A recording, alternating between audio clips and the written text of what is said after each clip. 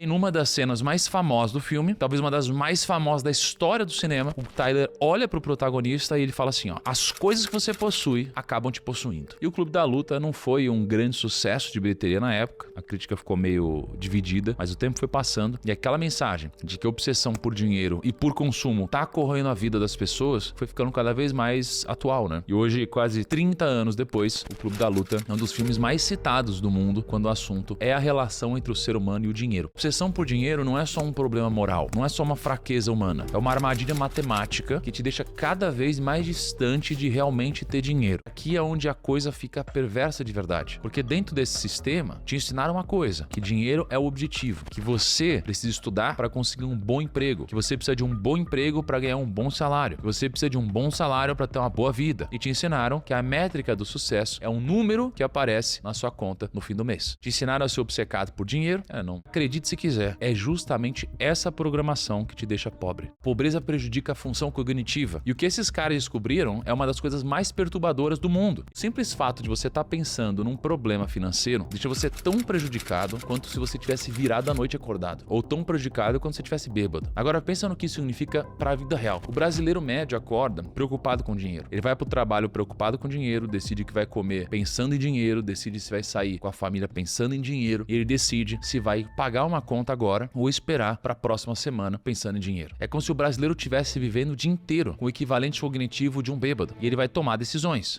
importantes. Ele vai tomar decisão sobre qual carreira seguir, ele vai tomar decisão sobre quais dívidas ele deve fazer, sobre qual investimento ele deve fazer. E essas decisões estão sendo tomadas com 13 pontos a menos de QI. Os fazendeiros, antes da colheita, com pouco dinheiro no bolso, tinham um desempenho cognitivo pior do que eles mesmos depois da colheita. O efeito foi mais ou menos de 9 a 10 pontos de QI a menos quando eles estavam pobres. Sem ele, você sequer pensa direito. Essa obsessão não é só uma questão filosófica. Ela tá literalmente te deixando mais burro. E quanto mais burro você fica, piores decisões financeiras você toma. Quanto pior a decisão que você toma, mais pobre você fica. E mais pobre você fica, mais obcecado por dinheiro você se torna, e mais obcecado, mais burro. É um ciclo. Os pesquisadores deram um nome para isso. Eles chamaram isso de tunneling, o efeito de túnel. Ou seja, quando você está preocupado com uma coisa só, no caso dinheiro, o seu cérebro entra num túnel. Ele foca toda a atenção naquilo e ignora o resto. Você ficou obcecado em pagar a próxima conta, mas não consegue planejar nenhum investimento. Você ficou obcecado em comprar o tênis novo, mas não consegue investir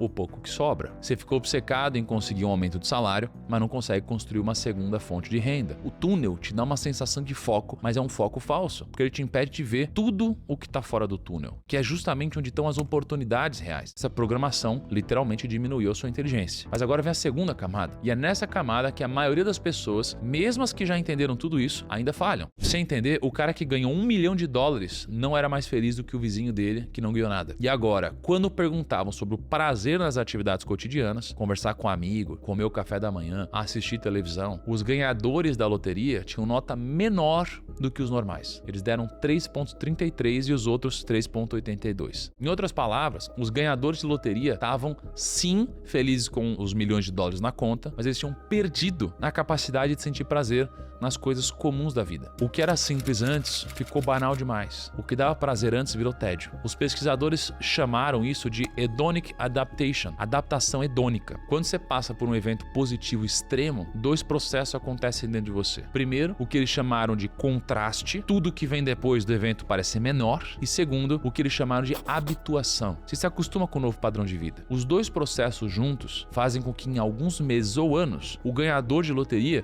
volte basicamente para o mesmo nível de felicidade que ele tinha antes de ganhar, só que com uma diferença trágica. Agora ele não consegue mais sentir prazer nas coisas pequenas. Esteira hedônica é parecida. Você ganha mais dinheiro, compra mais coisa, aumenta o padrão de vida, mas não fica mais feliz. Você precisa de cada vez mais para sentir a mesma satisfação que você sentia antes com menos. A pergunta que muita gente faz é: por quê? Por que um cara que já tinha tudo arriscou tudo para ter mais? E a resposta é a esteira hedônica. O Madoff, em algum momento, deixou de sentir prazer no dinheiro que ele tinha. Ele precisou de mais, e aí depois mais, e aí depois mais. Até que a única forma de continuar sentindo aquela emoção era cometer um crime. Ganhar mais não me deixaria pelo menos um pouco mais feliz? E essa é uma pergunta justa, e cientificamente ela tem uma resposta. Em 2010, dois nomes muito conhecidos, que é o Daniel Kahneman, que ganhou o Nobel de Economia em 2002, e o Angus Deaton, que também ganharia o Nobel anos depois, em 2015, publicaram um estudo chamado High Income Improves Evaluation of Life, but but not emotional well-being. Renda alta melhora a vida, mas não o bem-estar emocional.